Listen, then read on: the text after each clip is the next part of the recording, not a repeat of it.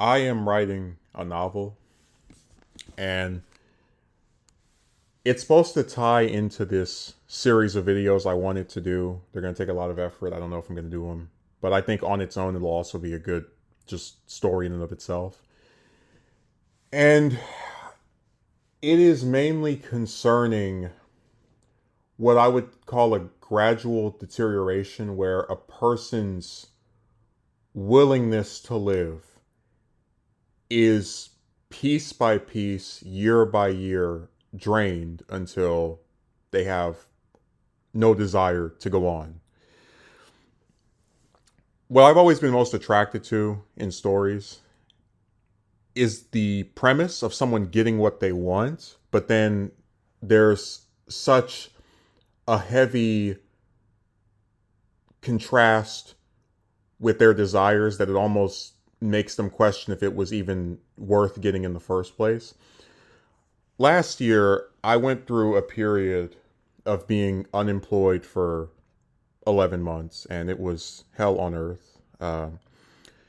Applying for dozens and dozens of places and, being stood up, having your time wasted. And it seemed when I got my job last November that things were going to get better. And for the first 2 months, I was very content. I said, maybe I don't enjoy the work that much, but it's stuff that I know how to do at least well enough for them to retain me. I like the pay. The hours are not the greatest in the world, but they're solid. And eventually, as time has gone on, now being over there for a year and just seeing how willing they are to go from giving me, 4 shifts per week to sometimes 2, or in the case of some people I've known from there, even less than that. You start to say, well, if I wanted a job for the purpose of taking care of myself, but the job is no longer able to do that, or rather is unwilling to do that, what then is the purpose of me having the job? I mean, I guess it's better than nothing, but is it really that much more than nothing?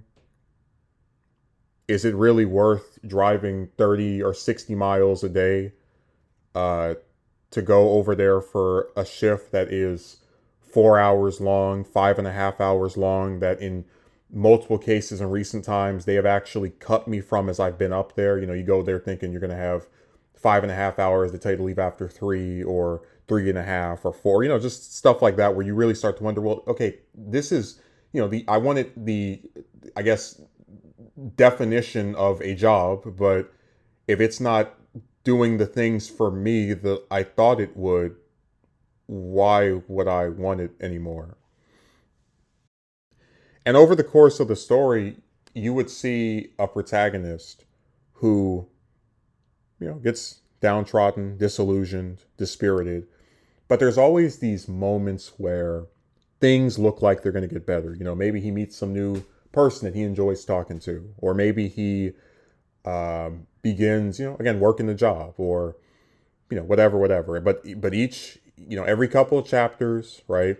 There's something that derails the situation and just kind of knocks him back down to the reality that things will not improve. I don't talk about it that much because I understand as a content creator, the main thing people would want out of you is entertainment, and that is something I attempt to give. But I have had a lot of times in recent years of just being depressed. And it often, I have this one relative that was talking about, oh, you should go to grief counseling and therapy. And I said, the sad part is when you're depressed over a particular thing or a specific series of things, and you can identify what those are, and in most cases, those things can be improved. It's sad to know that there are people who will, at least be aware to some extent that you are saddened by how things are, not happy with how things are, and they'll just, instead of attempting to make those things better or assist in some way, just kind of like pawn you off on what they consider to be some professional, with the idea that if you just speak to this person, then magically all of your issues will go away. And I said, look, there's no professional who's going to make me feel better about pretty much everyone I cared about being dead. That's just not a thing that they're going to be able to fix. It's going to be like putting a Band-Aid over a bone. You know, it just doesn't, it doesn't compute. But also, you know, I keep thinking about this person. It's like, if you are cognizant of the fact that somebody's upset because, for example, they want to work a job where they can get 40 hours a week, right? But then their job only gives them, like mine's, right, 15, 10, if they're lucky, 20. You know, maybe instead of talking about going to a therapist or psychiatrist or whatever person, you know, you think you can send them to, maybe you should try to help them to get a second job that they can add on top of the one that they already have, so that they can possibly not still be upset over this thing. And really, I want more than anything for because, you know, the story has some light parts, some parts that I think are positive and that are reflective of things that are nice. I want it to serve as a tale that sometimes it's okay to have standards for which you want to see adhered to. You know, I was talking to this one person who is aware of somebody I know, two people I know, right? They're 49, 48, you know, multiple kids by different partners, barely able to survive off of the money that they make every month.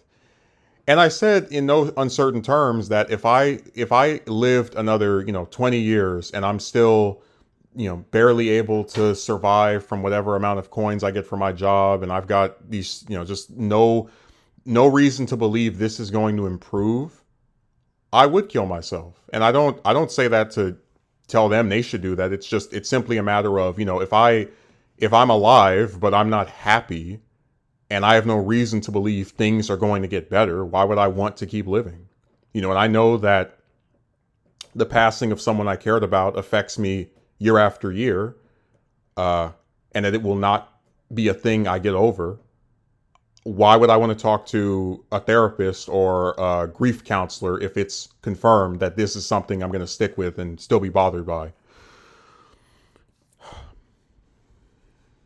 And I think when people say that stuff, you know, even if they claim to have the best of intentions, they're not really, again, addressing the issue.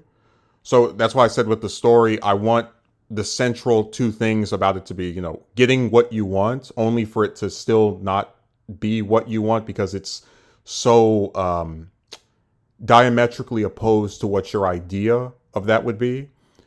And also validating the fact that, you know, sometimes it's okay to acknowledge that things are not good. And it's not bad for people to say that, oh, you'll get better. But just if you want to come out and say, look, I don't like that this is happening, you know, then it should be something people actually try to just not push back on. Just let a person vent and be upset over something. And if they're at the very least trying to fix it, that's a hell of a lot more productive than trying to pawn them off on talking to some random stranger about their issues, because a lot of times talking doesn't actually fix the, you know, overall problem. So the way I want to do this is that I'll put up, because I'm also writing this Halloween story, I might re-record the video I did for that, but I want to put up each chapter as a separate video, and these could be 10 minutes long, 20 minutes long, just depends on, you know, how much content I want before it. With the ultimate purpose being to, when, you know, all of it has been just finished, put it up as one big 2, 3, 4 hour video, so that you can just watch it in you know, in total or in summation.